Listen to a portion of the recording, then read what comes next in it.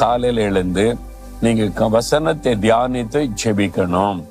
நான் கர்த்தருடைய வசனத்தை தியானிக்கும்படி நான் அதிகாலையில் எழுந்திருப்பேன்னு சங்கீதக்காரர் சொல்றார்.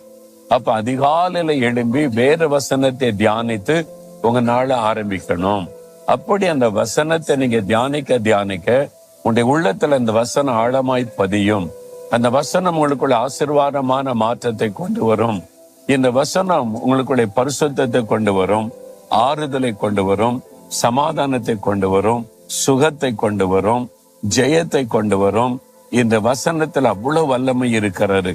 ஏனென்றால் இது தேவனுடைய வார்த்தை. தேவன் தம்முடைய வார்த்தைகளை எழுதி நம் கையில தந்திருக்கிறார். அதனால தினம் அந்த வார்த்தையை வாசித்து தியானித்து நீங்க ஆண்டவரிடத்துல பிரார்த்தனை பண்ணும்போது நீங்கள் செய்வதெல்லாம் வாய்க்கும்.